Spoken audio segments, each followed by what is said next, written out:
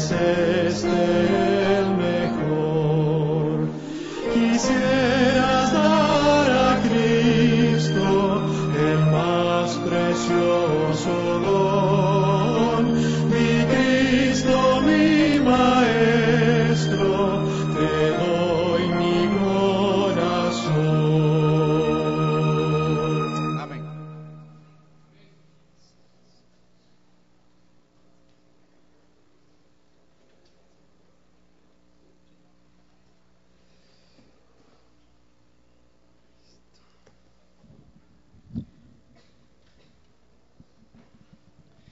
Un feliz sábado, hermanos.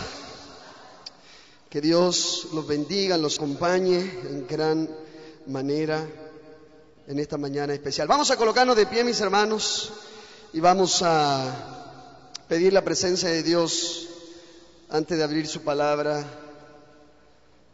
y que sea Él quien pueda gobernar nuestras mentes y nuestros corazones en este lugar. Vamos a inclinar el rostro y vamos a hablar con nuestro Padre Celestial. Maravilloso Dios, Señor, te damos gracias, Padre. Gracias porque sin merecerlo, sin haber en nosotros, Señor, algo digno, algo de valor suficiente como para ameritar el don de Jesús, tuviste morir a tu Hijo desangrado en una cruz porque nos amas con un amor que no tiene comparación, y lo viste morir, Padre, porque un día anhelas que podamos encontrarnos contigo cara a cara en el reino de los cielos. Y es por esa sangre, Señor, y es por ese sacrificio que esta mañana tenemos la posibilidad de hablar contigo. Es por Cristo Jesús, que intercede delante de ti por nosotros, que hoy podemos clamar tu misericordia, que hoy podemos rogar que tu presencia venga a este lugar, y que podemos pedir, Señor, que si alguien va a hablar en esta mañana, sea la voz poderosa de Jehová de los ejércitos. Porque no hemos venido, Señor, para escuchar algún mensaje terrenal o humano. Hemos venido porque si hay alguien que puede transformar nuestra vida, es el poder maravilloso del Espíritu Santo. Señor, un día aceptamos el reto de vivir para honrarte, para glorificarte. Y queremos estar contigo. Y queremos estar listos para el día en que tú vengas. Y queremos llevar a nuestra familia a los pies de Cristo Jesús. Pero, Señor, definitivamente algo tiene que suceder en nuestra vida. Algo tiene que transformar nuestro corazón. Y si alguien tiene la capacidad de entrar a lo profundo del ser humano, es el amor de Cristo Jesús. Por eso, Dios, háblanos con amor. Pero por favor, háblanos también con vehemencia. Háblanos con sinceridad. Háblanos con claridad, como eres tú, Señor. Y si hay algo, Padre, en este momento que impida contar con tu presencia, sácalo de este lugar en el nombre de Jesús.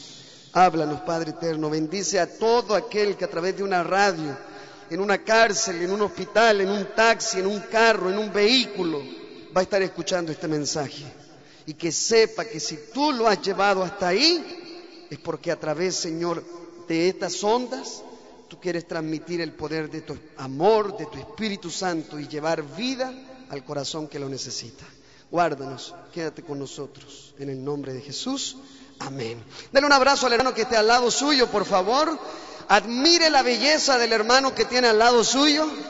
Contemple la hermosura angelical. Y dele un abrazo fuerte y le dice que Dios le bendiga, que Dios le guarde, que Dios le acompañe. Saludamos a todos aquellos que a través de la radio están con nosotros. Que Dios les bendiga, que Dios les acompañe. Y esperamos que puedan quedar con nosotros durante estos minutos. Hermanos, es un privilegio estar con ustedes en esta mañana. Y tal como dije en la primera oración, saber que Dios está con nosotros. Yo creo que Dios está con nosotros. Amén. Un día había un auditorio lleno de personas. Todos querían escuchar a un predicador famoso. Todos querían ir porque querían escucharlo a él. Y resulta que cuando el auditorio de esta universidad estaba lleno, apareció el predicador. Y cuando el predicador pasó adelante, él agarró el micrófono y preguntó: ¿alguno de ustedes sabe de qué les vengo a predicar? Entonces toda la gente dijo: no sabemos. Y el predicador dijo: bueno, si no saben, ¿para qué les voy a predicar? Así, se devolvió y se fue. Y toda la gente quedó esperando. Llegó la otra semana, el auditorio lleno, y el predicador vuelve, entra al auditorio y él pregunta: ¿alguien sabe de qué les vengo a predicar esta mañana? Y como habían dicho que no y él se había ido, entonces cuando él hizo la pregunta iban a responder al contrario. Así que él dijo: ¿alguien sabe de qué les vengo a predicar? Y entonces toda la iglesia dijo: sí. Entonces él dijo: bueno, si ya saben, ¿para qué les voy a predicar? Y se fue también. Así que volvió el tercer sábado y el predicador se paró, agarró el micrófono y dijo: bueno, ¿alguien sabe de qué les vengo a predicar? Y ya como la iglesia estaba cansada, entonces se pusieron de acuerdo. Una mitad iba a decir que sí y la otra mitad iba a decir que no, y así no se iba a poder arrancar. Así que el hombre agarró el micrófono y dijo: ¿alguien sabe de qué les vengo a predicar? Y toda esta mitad dijo: sí. Y toda esta mitad dijo: no. Entonces el pastor dijo: bueno, los que saben le predican a los que no. Y se fue y se apartó para allá atrás. Ahora yo quiero preguntar esta mañana: ¿alguien sabe de qué les vengo a predicar? Entonces, hermanos, yo quiero hacer una pregunta antes de abrir la palabra de Dios. ¿Cuántos anhelan tener la presencia de Dios en su vida y levantan su mano? Amén. Ahora, tú acabas de decir amén. Ahora, yo quiero preguntar, tú dices amén, ¿por qué? Porque quieres. ¿Quieres qué? Ajá, y ahora viene la pregunta: ¿qué es la presencia de Dios? Porque estás pidiendo y estás deseando y quieres algo, pero ¿qué es eso que quieres? ¿Qué es tener la presencia de Dios? Sentir gozo, paz, hacer la voluntad, andar con Dios, la presencia de Dios. Tener la presencia de Dios significa vivir victorias. ¿Cuántos dicen amén? No significa eso. Ahora, tener la presencia de Dios significa recibir bendiciones. ¿Cuántos dicen amén? Tampoco significa eso. Y hoy vamos a entender que la presencia de Dios, si bien involucra victorias, uno puede tener victorias sin la presencia de Dios. Y que la presencia de Dios, si bien involucra recibir bendiciones, tú puedes recibir bendiciones sin tener la presencia de Dios. Y por eso me encantan las caras de Rottweiler que algunos tienen. Pero no es igual. Y te vas a dar cuenta que podemos ser adventistas, venir a la iglesia, ser maestros de escuela sabática, ser pastores, ser ancianos, leer la Biblia, dar diezmos, dar ofrendas y no tener la presencia de Dios. Porque la presencia de Dios es mucho más que victorias, es mucho más que recibir bendiciones. Y como el único que puede decirnos qué es la presencia de Dios, vamos a ir a escucharlo a Él. Vamos al Salmo 116, hermanos. Salmo 116. Versículo número 11. Salmo 116, versículo 11. Vamos a leer la palabra de Dios. Salmo 116, versículo 11, por ejemplo, dice lo siguiente. Salmo 116, versículo 11. Pero ese no es el texto que yo quiero leer. Salmo 16, ya les voy a decir cuál es. Se los voy a buscar más fácil. Porque Tania dijo algo vital que incorpora la presencia de Dios. ¿Y es qué cosa? ¿Tener qué cosa? Gozo. Vamos a la palabra de Dios. Salmo número, ya les voy a decir. Salmo 16, 11 es. A lo mejor no es 116, 11. Vean si es el Salmo 16, 11. Salmo número, vamos a ver. Salmo 16, versículo 11. Vamos a ver. Salmo 16, versículo 11, exactamente. Dice la palabra de Dios lo siguiente. Salmo 16, 11. Me mostrarás la senda de la vida y en tu presencia hay plenitud. ¿De qué cosa? Plenitud de gozo, delicias a tu diestra para siempre. En tu presencia hay plenitud de gozo. Cuando la presencia de Dios está conmigo, yo soy una persona ¿cómo? Gozosa. Hermanos, la presencia de Dios involucra cosas que como seres humanos nos encantan. Involucra protección, involucra bendiciones, involucra victorias, involucra placer, involucra deleite, involucra regocijo. Y yo pregunto, después de escuchar todo esto, ¿a cuánto les sigue gustando tener la presencia de Dios? Amén. Es bonita. Y la presencia de Dios tiene cosas maravillosas. Por ejemplo, el Salmo 91 dice, el que habita al abrigo del Altísimo, ¿qué cosa? Morará bajo la sombra ¿de qué? Ajá, y diré yo, ¿qué cosa? A Jehová, ¿qué cosa? Esperanza mía y castillo mío. Yo pregunto, después de leer el Salmo 91, ¿a cuánto les gustaría tener la presencia de Dios?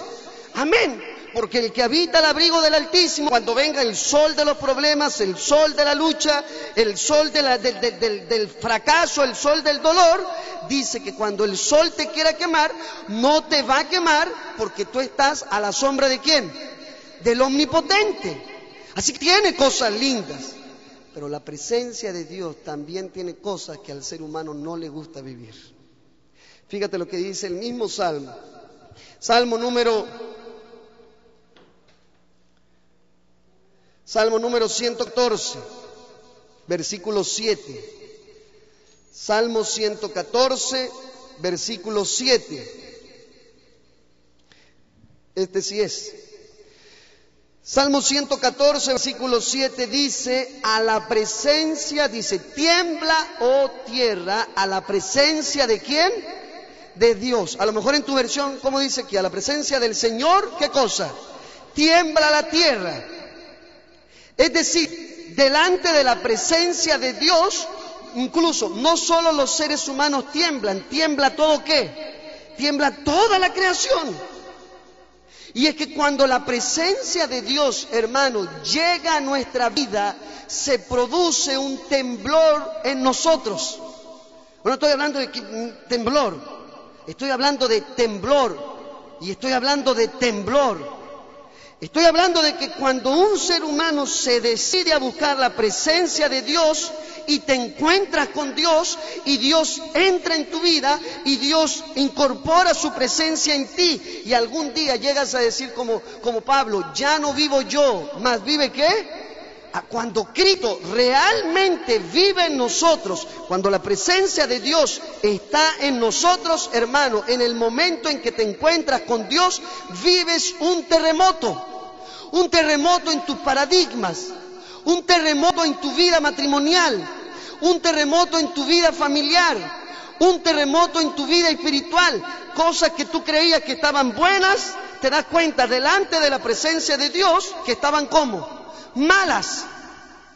Actitudes que tú creías que eran buenas, te das cuenta que no agradaban a Dios. Acciones que tú incorporabas en tu vida familiar y que considerabas que eran de bendición, ahora tú te das cuenta que eran de maldición. Porque la presencia de Dios hace temblar. Y si tú lees todo el Salmo 114, te vas a dar cuenta que el salmista menciona la naturaleza toda. Tiembla delante de la presencia de Dios. Y este es el problema, hermanos, que cuando hablamos de la presencia de Dios, nos gusta lo que dice el Salmo 116, pero no nos gusta mucho lo que dice el Salmo 114, porque el Salmo 116 trata de recibir y el Salmo 114 junto con otros versículos trata de ¿qué cosa? ¿De qué? De dar. Cuando la presencia de Dios, hermano, llega al ser humano, tu vida, tu corazón, tu mente tiene que dar, Te das cuenta que hay cosas en ti, tu carácter, tu manera de hablar, tu manera de vestir, tu manera de caminar, tu manera de manejar tus finanzas, no agrada a Dios y Dios se manifiesta. Y entonces muchos creemos tal vez tener la presencia de Dios, mas tal vez hace tiempo que ya no caminamos con Él. Ahora, ¿cómo poder ver esto? Vamos a la palabra de Dios, hermano. Éxodo capítulo número 33. Éxodo capítulo número 33. Éxodo capítulo número 33.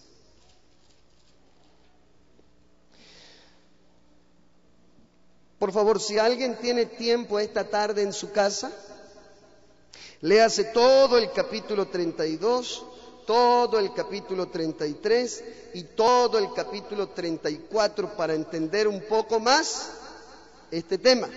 Capítulo 32, capítulo 33 y capítulo 34.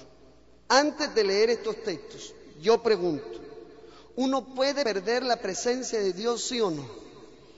Ahora, ¿la presencia de Dios deja de ser, sí o no? No. Pero el ser humano puede perder la presencia de Dios, sí o no. Ahora, ¿cómo la pierde?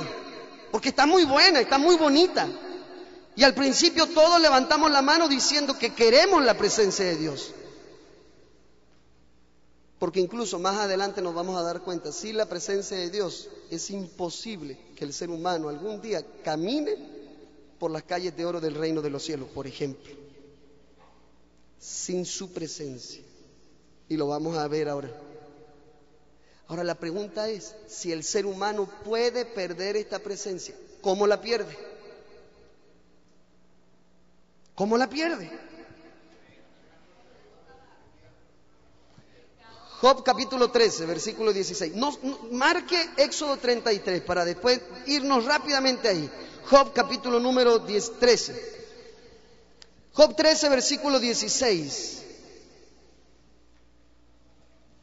Job capítulo 13, versículo 16. Vamos a leer aquí adelante todos. Job capítulo número 13, versículo número 16.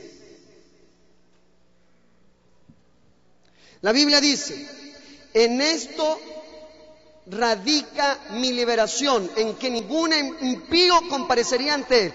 Me gusta más como dice la versión acá, dice, y esto mismo sería mi salvación, porque ningún impío estará delante de su presencia, entrará en su presencia. Ningún impío, dice, tiene capacidad de estar delante de la presencia de Dios, entrará en su presencia. Pero Esdras agrega algo mejor, Esdras capítulo 9,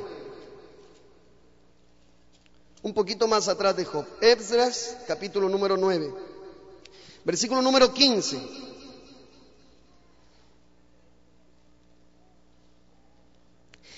La palabra de Dios dice así, oh Jehová, oh Eterno, que esté atento tu oído a la oración de tu siervo y a la oración de tus siervos que desean reverenciar tu nombre. Concédeme ahora éxito a tu siervo y dale gracia ante aquel varón. Esdras 9:15. Oh Eterno, Dios de Israel, tú eres justo, puesto que has permitido que quedáramos un remanente como el que se halla ante ti. Hermano, yo creo que yo estoy predicando en la iglesia remanente en esta mañana. ¿Cuántos dicen amén? Yo soy remanente y yo creo que esta es iglesia remanente. Ahora dice, oh Eterno Dios de Israel, tú eres justo, puesto que has permitido que quedáramos un remanente como el que se halla ante ti. Henos aquí en nuestros delitos, en nuestros pecados, aunque dice, no es posible subsistir así delante de ¿qué? De tu presencia. Ahora, Cuando Esdras dice, no es posible subsistir delante de tu presencia, es que no puedo subsistir y quedarme delante de la presencia de Dios mientras en mi vida exista ¿qué cosa? Lo acaba de decir el versículo. Mientras en mi vida exista ¿qué cosa? ¿Qué cosa? Pecado, delito. Tal como lo dijo Ali en la oración antes de todo el culto. ¿Qué fue lo que impidió que Adán y Eva siguieran hablando cara a cara con Dios? El pecado. ¿Qué es lo que impide, hermanos, que algunos de los que estamos aquí doblemos a veces nuestras rodillas delante de Dios? El pecado. Les voy a hacer una pregunta, hermanos. ¿Por qué un pecador no puede entrar al reino de los cielos?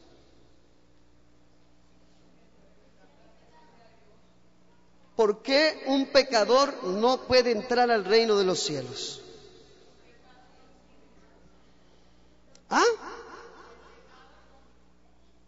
Pero ok, es porque con pecado no, pero ¿por qué con pecado no?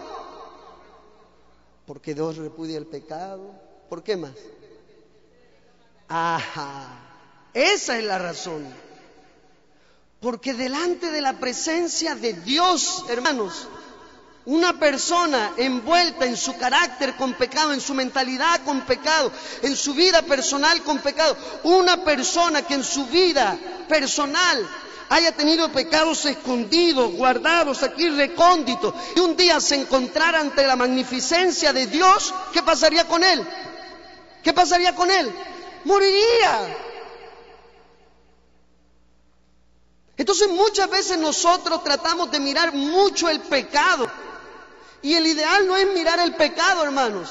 El ideal es mirar al Dios de la santidad, ante el cual el pecado no se puede parar. Nosotros creemos que nos perdemos por el pecado. Hermanos, el pecado de Eva, ¿cuál fue? Esta semana yo aprendí algo, pero tremendo, hermanos.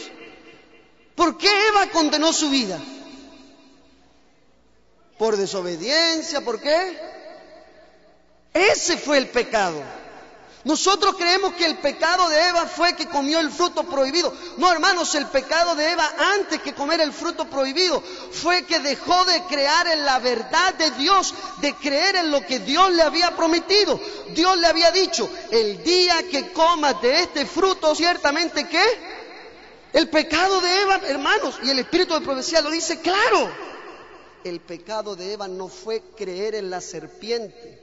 El pecado de Eva fue dejar de creer ¿en quién? En Dios. ¿Saben, hermanos, cuál es el problema de muchos de nosotros? Es que en nuestra vida espiritual estamos atacando en función de este tema toda la superficialidad, todos síntomas externos, y no estamos atacando la raíz. Toda la vida hemos creído que el problema es que Eva desobedeció. El problema fue que Eva no creyó. Y por no creer en la promesa de Dios, ese espacio de fe, en vez de dirigirse a Dios, se dirigió ¿a quién? ¿A quién? A Satanás. Hermanos, hace 2 semanas atrás, estaba en Bogotá. Hermanos, según una encuesta, el 78% de los jóvenes adventistas no llegan virgen al matrimonio. En función de los miembros de iglesia, según estudios, miembros de iglesia, del 100% de hombres, 50% por lo menos una vez al año consumen pornografía. Adventistas. De 10 matrimonios adventistas dentro de la iglesia, en promedio por lo menos uno hoy en este tiempo está terminando en divorcio. De 10 jóvenes que hay en la iglesia, por lo menos 1 o 2 están viviendo una lucha contra tendencia homosexual o tendencia lésbica. Y el problema es que nosotros nos fijamos en que este se acostó con este, o en que este vio esto en la computadora, o en que este se vistió de esta manera, o en que este hizo esto. Y el problema, hermanos, es que nos fijamos en toda la superficialidad y no nos damos cuenta que la raíz, hermanos, del pecado no es el acto mismo, es lo que yo dejé de vivir con Dios que me condujo a caer en esa tentación.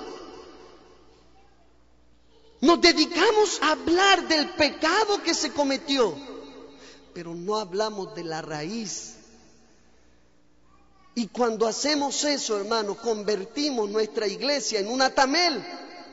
Te pregunto, ¿el atamel sirve para quitar el dolor de cabeza, sí o no?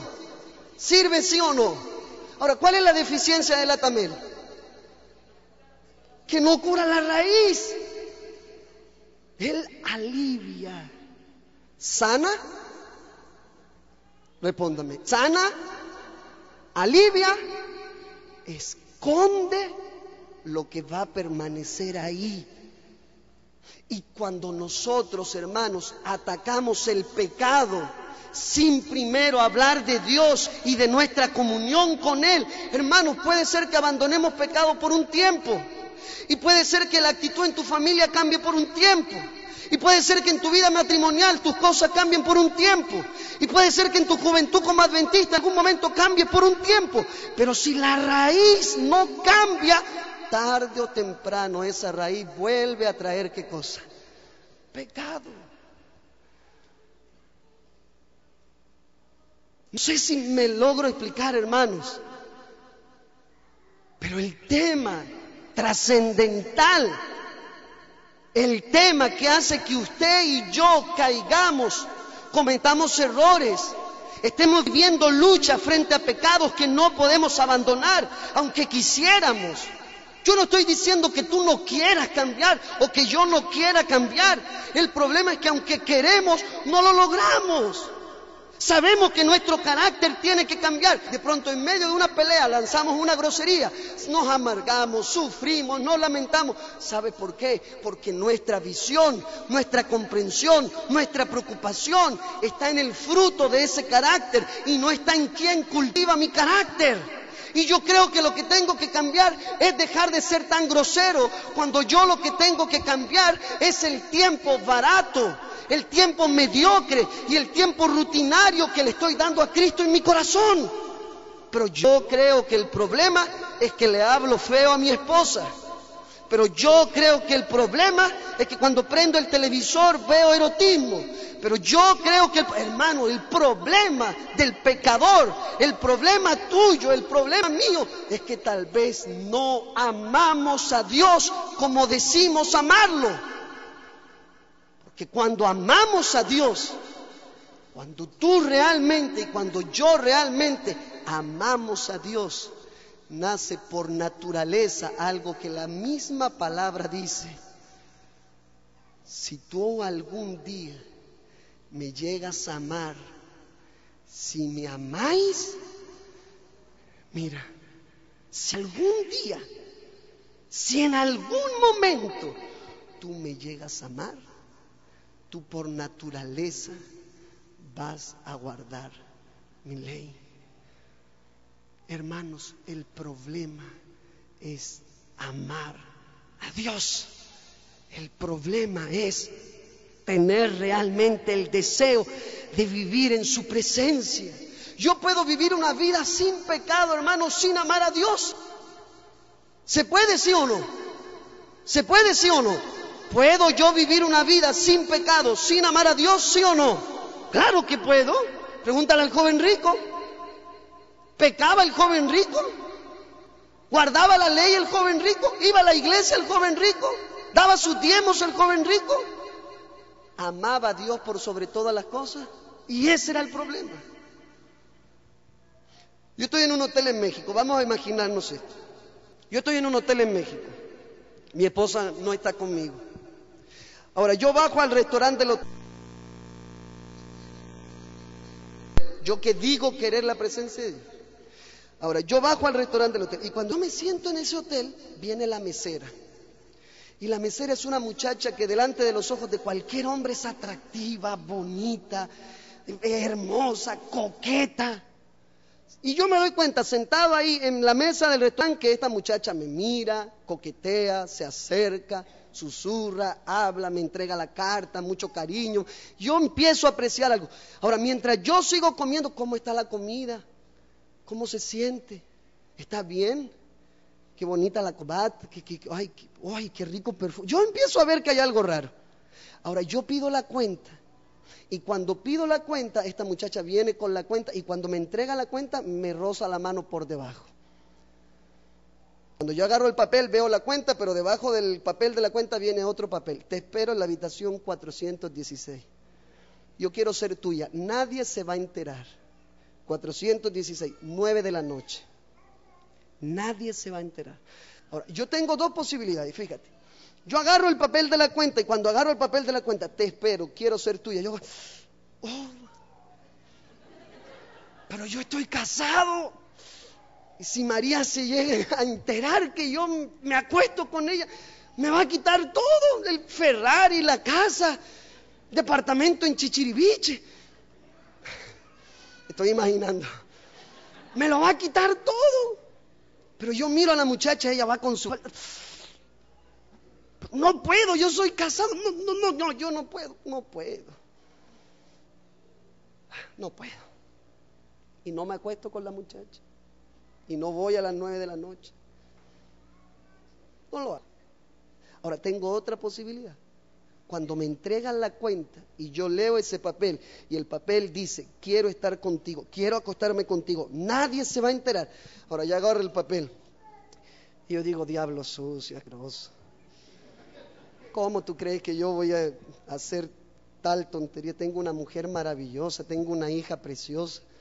Me regalaste la mejor mujer del mundo. ¿Cómo yo voy a ensuciar? Soy un siervo tuyo, Señor. ¿Cómo yo voy a...? Qué sucio que eres, diablo. Yo amo a mi familia, amo a mi esposa. Sueño con bautizar a mi hija. Yo quiero llevar a mi esposa. No, yo agarro el papel, lo doblo, digo, diablo asqueroso. Llamo a la asociación, pido que me cambien de hotel, agarro mis maletas, me voy a otro hotel. Llegó la noche, no me acosté con esa mujer. No pequé con esa mujer. No me metí a la misma cama con esa mujer. Ahora, en las dos situaciones no...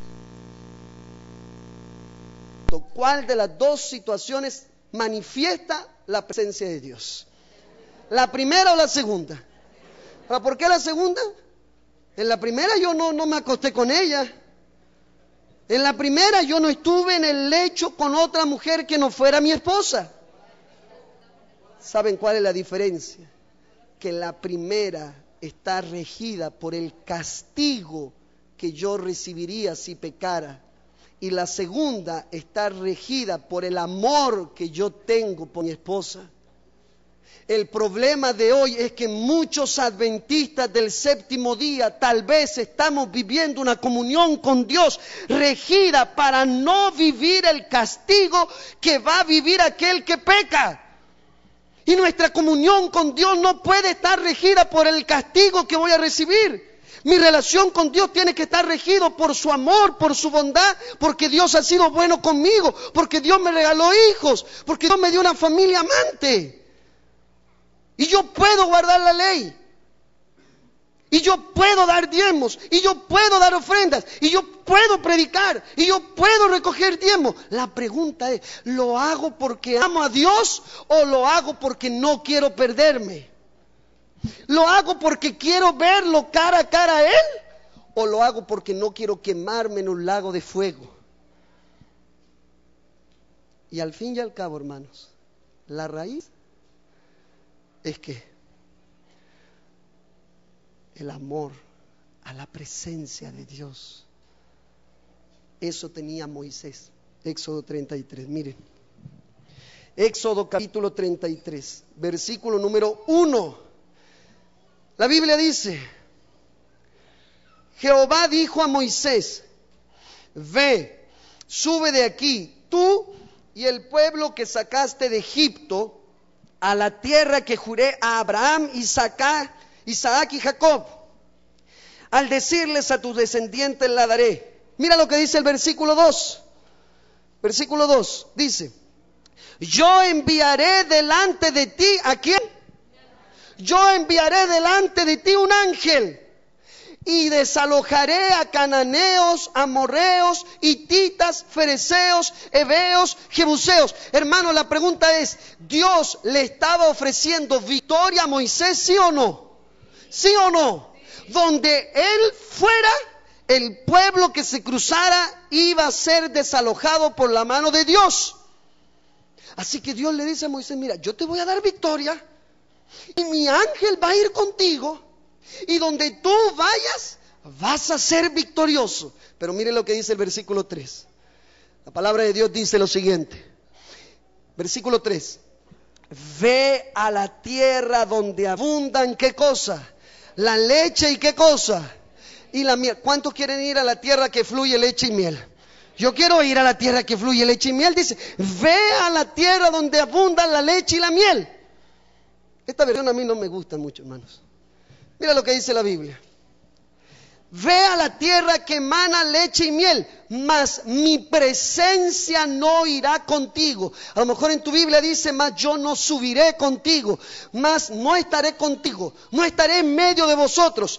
Pero mi presencia no estará contigo, porque eres un pueblo como de dura cerviz, no sea que te consuma en el camino. Miren, hermanos, el acuerdo de Dios es el siguiente. Yo te digo, camina. Donde camines vas a tener victorias. Donde pongas tu pie, nadie te derrotará. En otras palabras, lo que Dios está diciendo es, ve, yo voy a fructificar tu trabajo. Yo voy a hacer que tú pongas un negocio y tu negocio te dé fruto. Ve. Anda, estudia, porque en medio de esa universidad yo te voy a ayudar a ti para que tú te gradúes. Anda, trabaja, y donde quiera que tú trabajes, ese negocio va a ser prosperado. Anda, ve, huye, camina, corre, pero donde tú vayas va a estar mi ángel. Y ahí, el que se te cruce, yo lo voy a sacar delante de ti. Pero te digo algo, yo y mi presencia no voy a estar contigo.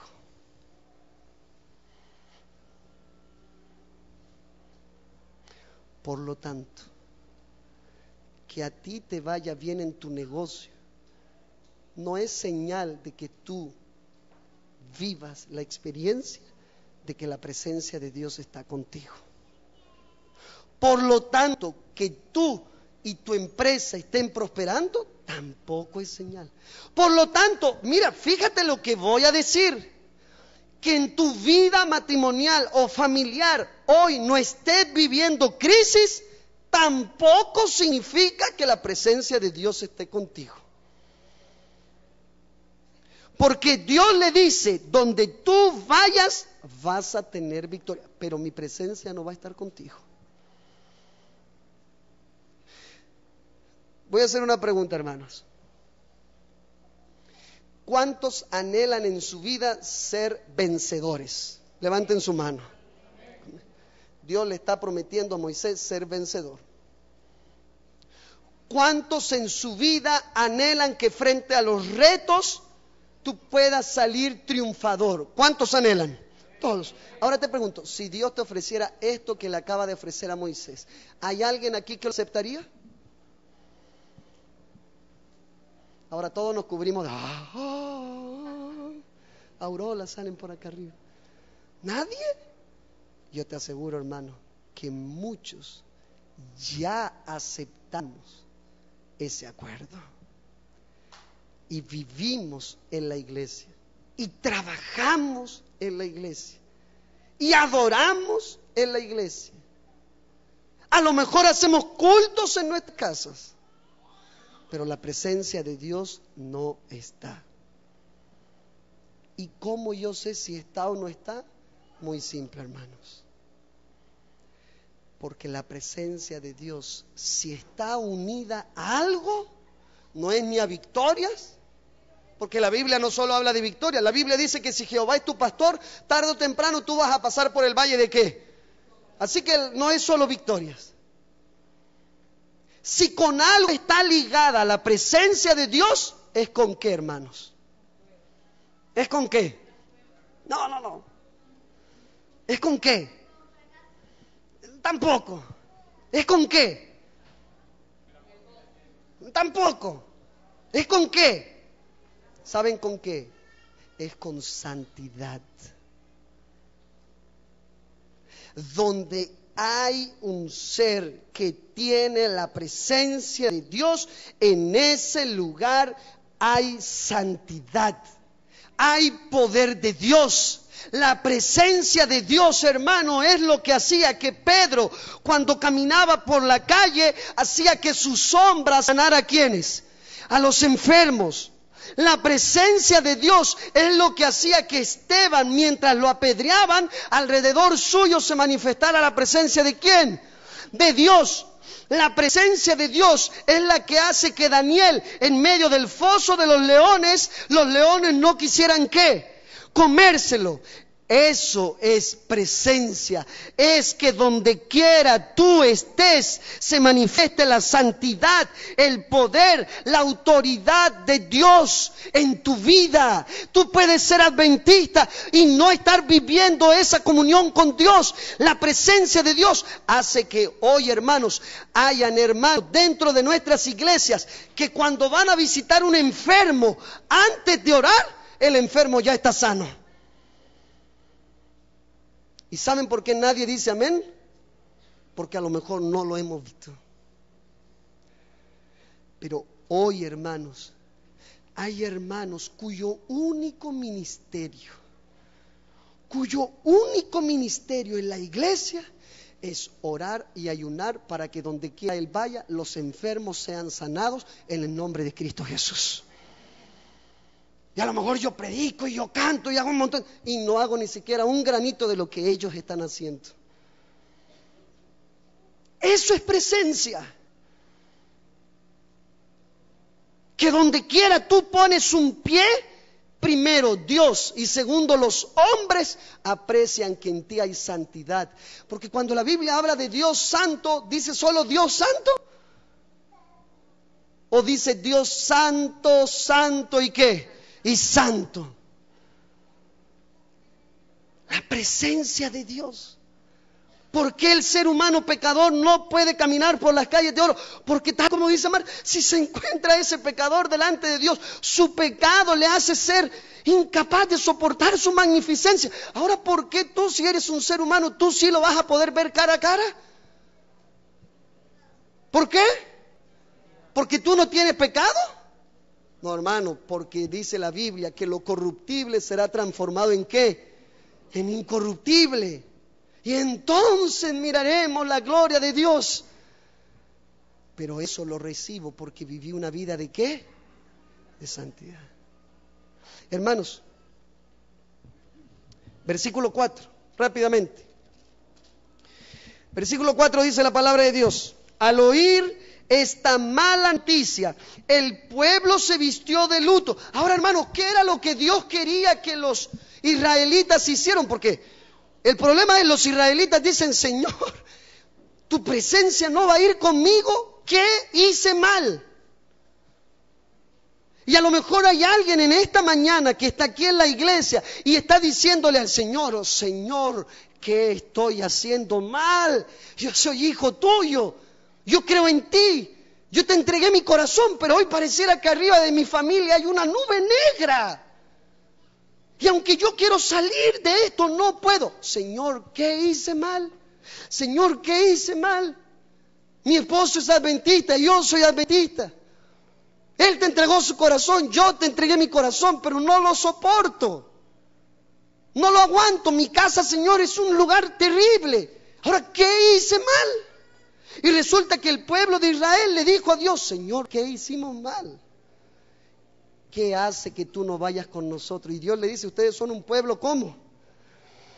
En palabras populares, son un pueblo cabezón. Son un pueblo duro. Son un pueblo testarudo. Porque aunque yo los libré, Y por eso les digo, léanse el 32, 33, 34. Lo que abominaba Dios de Israel es que todo el tiempo en su vida, en su apariencia, en su manera de ser, en su manera de caminar, mostraran que lo que ellos habían vivido en Egipto era mejor que lo que Él les había dado después de ser libres. El problema en este caso es que su vida estaba llena de atavíos. Por eso dice el versículo 4, mira, al oír esta mala noticia, el pueblo se vistió ¿de qué? ¿De qué? Fuerte, ¿de qué? De luto. ¿Tú te vistes de luto cuándo? ¿Y quién murió aquí? ¿O qué desapareció aquí?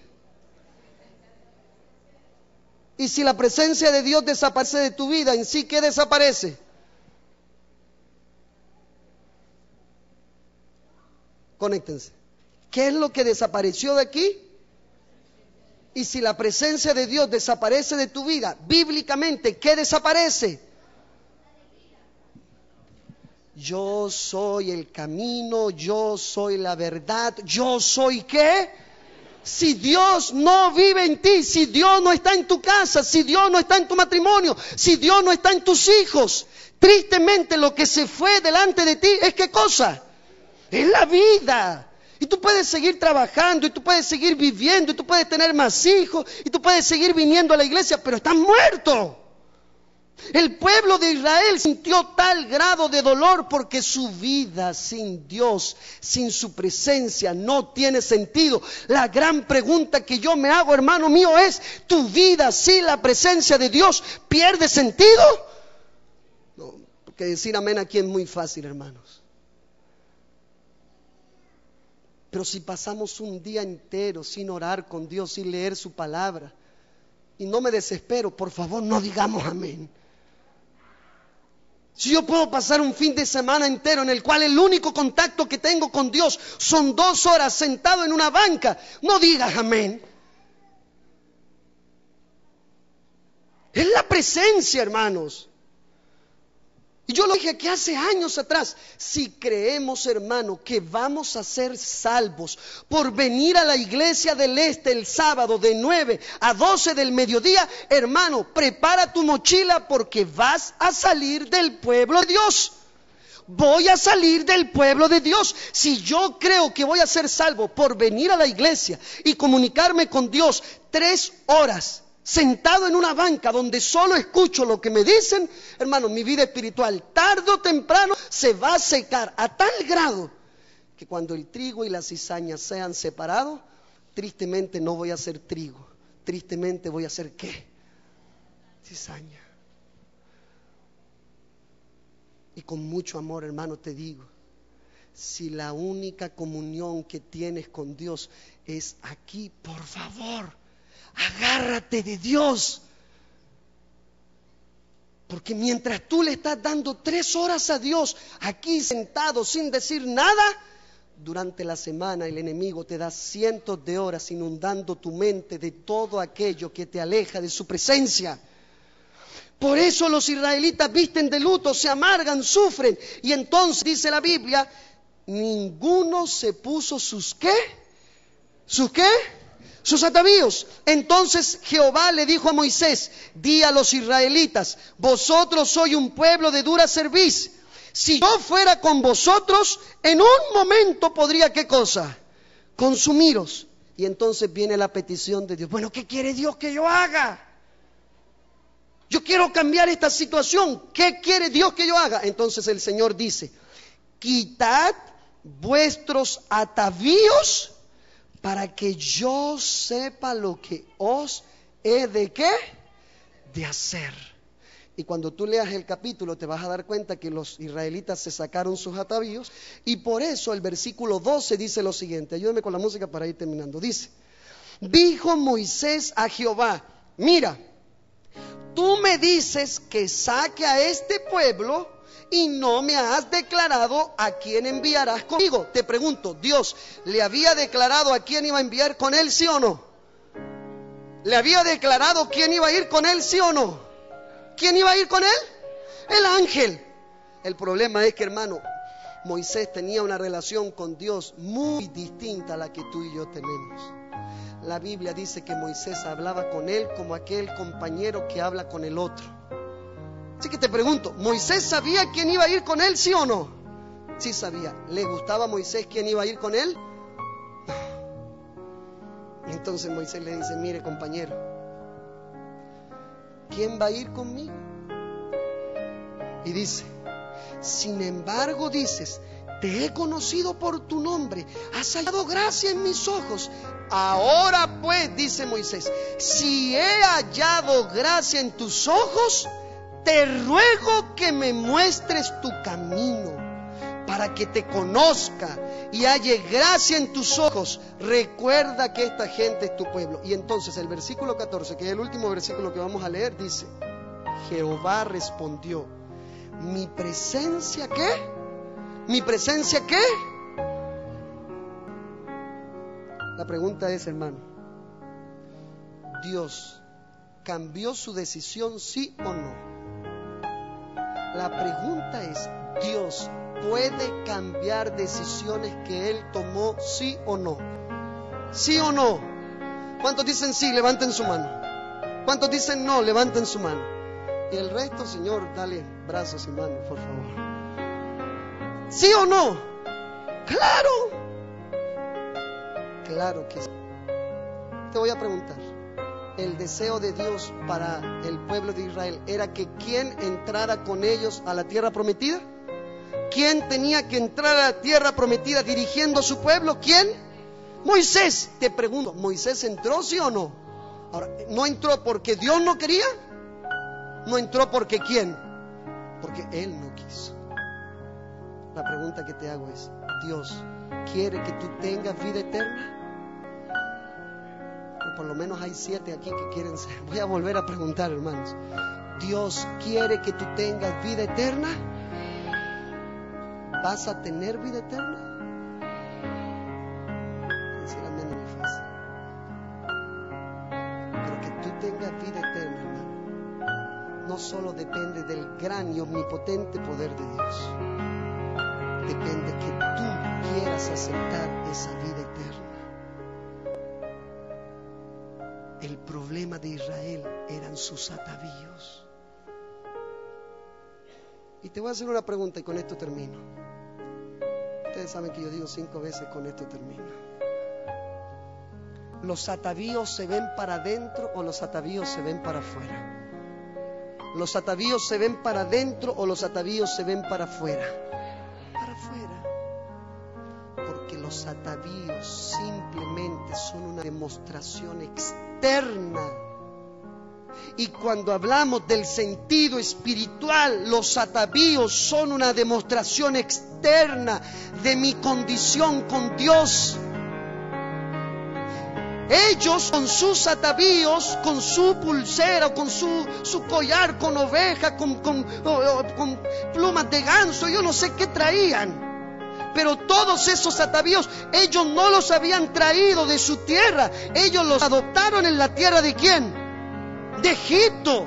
Y cada vez que ellos se vestían de esos atavíos, lo que le decían al mundo era: yo estaba más feliz allá que acá.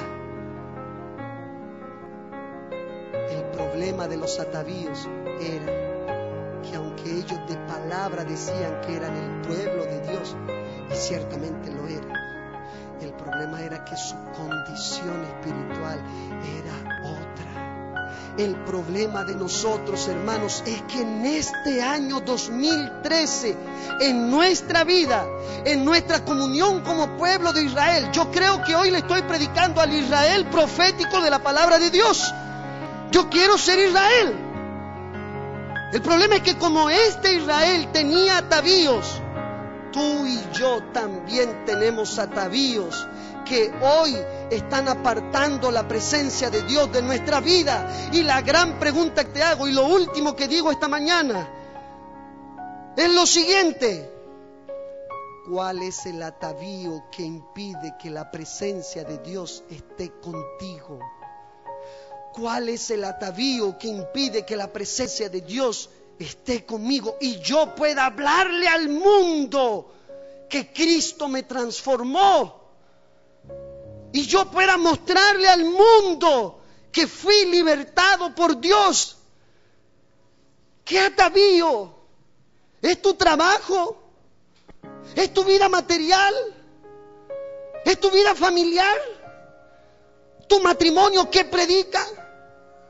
¿Tus hijos qué predican de ti? ¿Tu manera de vestirte qué habla de ti? ¿Tu manera de hablar qué habla de ti? ¿Tu Facebook qué habla de ti? ¿Qué habla tu vida? Porque no estoy hablando de una condición o de algo que se vea para adentro y solo tú conoces. Estoy hablando de algo que la gente ve de ti. Hay atavíos en nuestra vida que hoy impiden que Dios nos vea y su presencia esté con nosotros. Y tú levantaste la mano al principio diciendo que quieres la presencia de Dios. Ahora yo sé que este mensaje no va a llegar a todos, pero si hay alguien en esta mañana que se pregunta ¿dónde está la presencia de Dios? Llevo años predicándole a mi familia, nadie llega a los pies de Jesús. ¿No será tal vez porque hay un atavío que necesitas sacar de ti? ¿No será porque hay atavíos en mi vida que aunque yo predique con palabras, mi vida está diciéndole otra cosa? Yo pregunto, hermano, ¿será que esta mañana hay alguien aquí sentado que está viviendo una lucha interna terrible? Y nadie la conoce, pero tú dices, yo soy adventista, yo nací en esta iglesia. ¿Por qué la vida me está saliendo como me está saliendo? ¿Por qué si yo tenía un plan y yo creía que ese plan era de Dios, por qué todo se me derrumbó, Señor? ¿Qué hice mal? Hermano, a lo mejor es que tu vida todavía dice que antes estaba mejor que ahora, que en el mundo estaría mejor que aquí. Por eso la Biblia dice, en tu presencia hay plenitud y gozo. ¿Sabes por qué? Porque una persona que vive con Cristo y su presencia está en sí, aquí, en su presencia, delante de Él, hay una iglesia alegre, gozosa. Porque tu vida ahora es nueva, es renovada. Cristo vive en ti. Ahora eres más que vencedor. Ahora todo lo puedes en Cristo que te fortalece. La pregunta que yo hago es, ¿eso te da gozo? ¿Eso alegra tu corazón? ¿Eso alegra tu hogar? ¿No será, hermano, que hay otras cosas que nos preocupan mucho más que esto? Y esto es lo último que digo. ¿No será eso? Cuando tú leas el capítulo 34 vas a entender por qué Moisés pronunció este famoso versículo. A ver cuántos lo han escuchado. Oh eterno, oh Jehová, Dios compasivo y misericordioso, lento ¿para qué? Lento para la ira y grande en amor y misericordia. A todos mencionamos ese versículo. Ahora, ¿sabe por qué lo mencionó?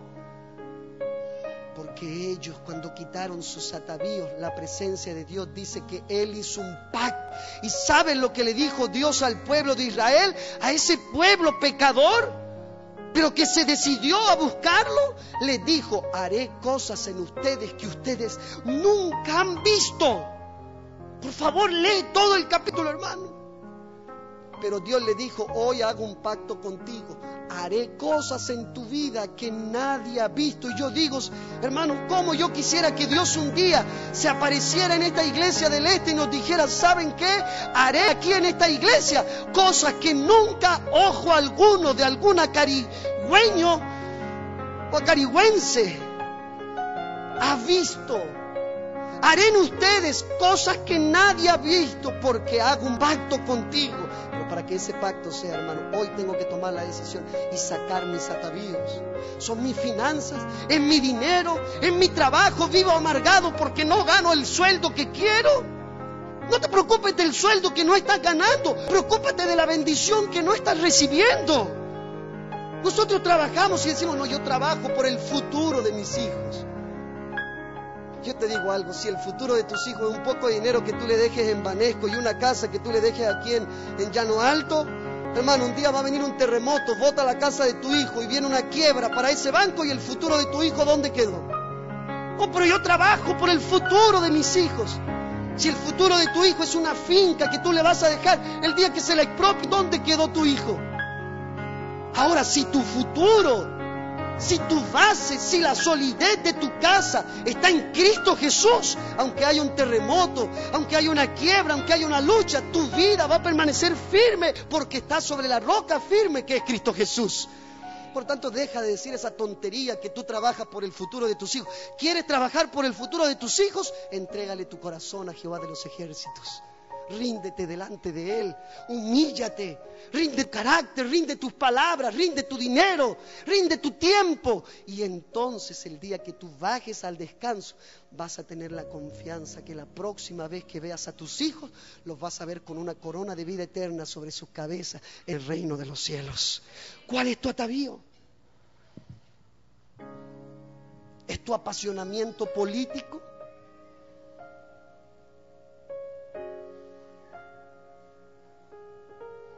Yo sé, hermano,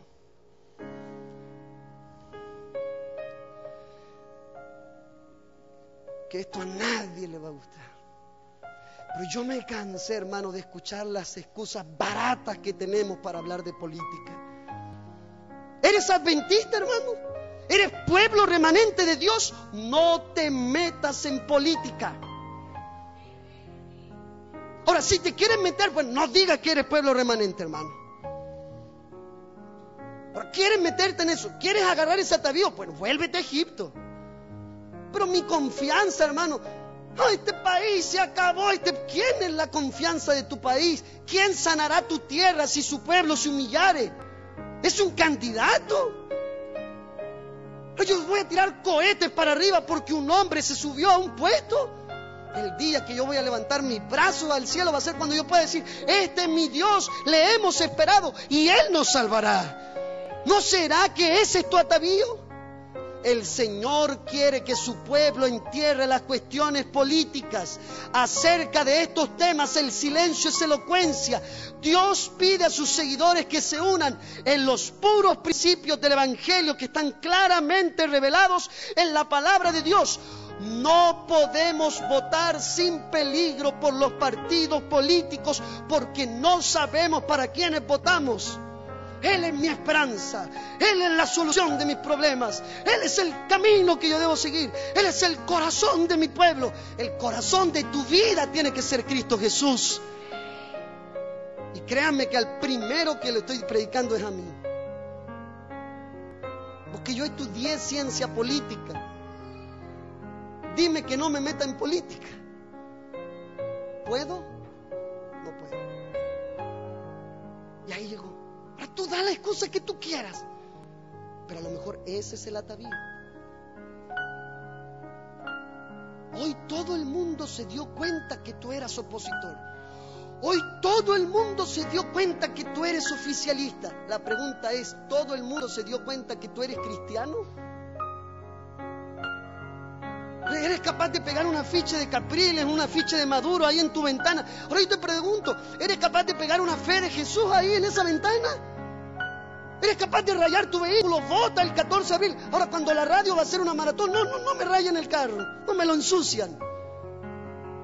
Entonces, hermano, no nos llenemos la boca diciendo: Cristo es mi esperanza, Él es mi pasión, Él es mi libertador, cuando a veces nuestra esperanza y nuestra confianza está en el ser humano.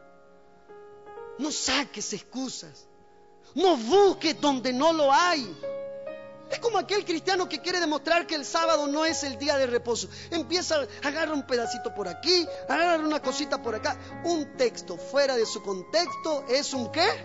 Un pretexto. Cuando tú empiezas: no, pero Daniel fue un político. Bueno, el día que Dios se presente delante de ti y te diga: involúcrate y sana mi tierra, métete. No vengas a agarrar excusas baratas. Han pasado miles de años de pecado. Hoy el corazón humano está corrompido. Si algo necesita esta tierra de Venezuela, hermanos, es el amor de Cristo Jesús. Yo digo, si esas miles de personas que llenan una avenida en Barquisimeto, en Caracas, algún día caminaran predicando a Jesús, hermanos, Cristo ya hubiera regresado. Pero a nosotros nos da flojera ir a predicar cuando es la marcha de la vida. Pero si viene un candidato, hermano, ahí salimos todos: aleluya, ven, mi libertador. Y aquí en la iglesia ni siquiera eres capaz de decir amén, gloria a Dios. Por lo tanto, hermanos, saquémonos los atavíos, porque lo que viene para esta iglesia en este tiempo final requiere la presencia de Jehová de los ejércitos. Yo sé que en este momento me estoy agarrando un montón de enemigos, pero le voy a decir algo, hermano. No me interesa ser amigo tuyo, me interesa ser amigo de Cristo Jesús. Tu amistad para mí es valiosa. Yo te quiero. Amo a los que se ponen bigote y amo a los tricolores. Y hasta a los panaderos, a todos. Pero yo quiero amar a Cristo Jesús. Y su palabra es clara. Esta mañana vamos a orar. Pero yo no voy a orar con cualquier persona. La palabra de Dios dice que el pueblo de Israel se humilló y entregó delante de Jesús lo que Él pedía. Y yo pregunto esta mañana, ¿habrá alguien aquí que reconociendo que en su vida hay un atavío, hay algo que te ata a tu vida anterior? Un vicio, un casino, una lotería, un cafecito, una tendencia política, una manera de administrar tu dinero, tu tiempo, tu cuerpo. Yo pregunto, ¿habrá alguien en esta mañana que quiera hacer ofrenda viva delante de Dios y poniéndose de pie quiera decirle: Señor, no tengo excusa, yo quiero ser transformado por tu poder, por tu amor y por tu misericordia? Ponte de pie, por favor.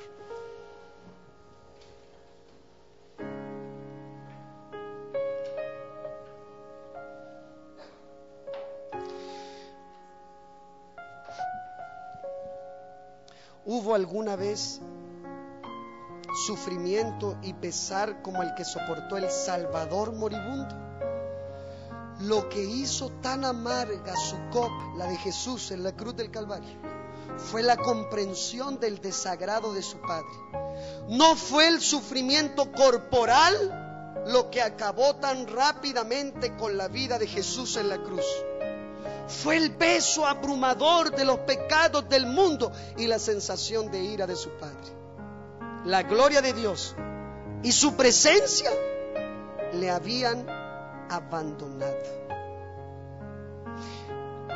Hermano, si la presencia de Dios pudo abandonar a Jesús, yo te pregunto, ¿la presencia de Dios puede abandonarte a ti? Te pregunto, ¿puede, sí o no? A Jesús, creador de los cielos y la tierra. Amo ser adventista del séptimo día.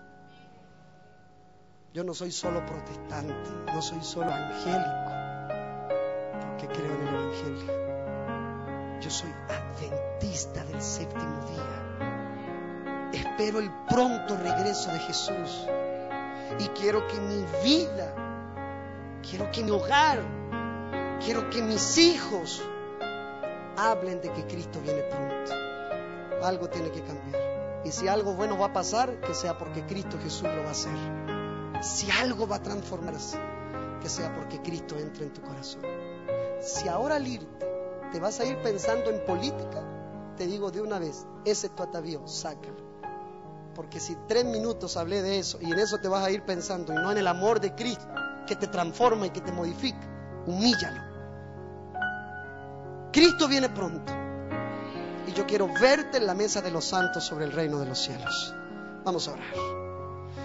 Maravilloso Dios, Señor, gracias por tu amor, por tu misericordia, por tu bondad.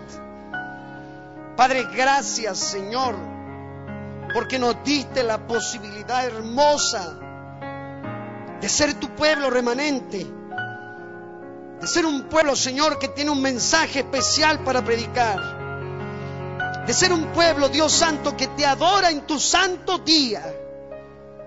Y Padre eterno bendito, por favor, Señor, en esta mañana queremos pedirte perdón. Pedirte perdón, Señor, si en nuestra vida todavía hay algo que ahuyente tu presencia. Que tu presencia, Señor, tu presencia cuando se vive, cuando se experimenta, motiva tanto el corazón, Padre, que cuando tú y tu presencia se apartan de nosotros, hay una santa desesperación. Padre bendito, por favor, en esta mañana purifica nuestros corazones en Cristo Jesús. Tenemos tantos atavíos, Señor, y aún así sábado tras sábado tú en tu misericordia nos recibes en tu casa. Pero todavía hay tanto que cambiar. Queremos verte en gloria y majestad, queremos caminar contigo, Señor. Pero también queremos que nuestras vidas prediquen de Cristo Jesús. Queremos que nuestro andar predique de Jesús. Queremos que nuestro hablar hable de Jesús. Queremos que nuestras redes sociales hablen de Jesús. Padre eterno, hoy por hoy hay miembros de iglesia que no se hablan por algún atavío, Señor. Y no hay daño más grande a tu iglesia que la división. Si hay algo, Padre eterno, que pueda dividir esta iglesia, que sea la presencia de Cristo Jesús. Y que el trigo sea separado de la cizaña. Y que aquel que quiere vivir para honrar y glorificar tu nombre permanezca firme, aferrado a la vid, Señor. Permítenos, Señor, en esta mañana salir de esta iglesia reconociendo, Señor, que hay elementos de nuestro carácter que deben ser moldeados por tu amor. Ven a nuestra casa, ven a nuestro hogar, ven a nuestros hijos, ven a nuestra juventud. Ayúdanos no a mirar solo el pecado que se cometió. Ayúdanos a mirar la solución y la esperanza que es Cristo Jesús. Bendice la radio y a cada amigo que escuchó. Y permite, Padre eterno, que este día siga siendo de gozo y de esperanza para honra y gloria de tu nombre. Gracias por tu amor. En el nombre de Jesús. Amén. Amén.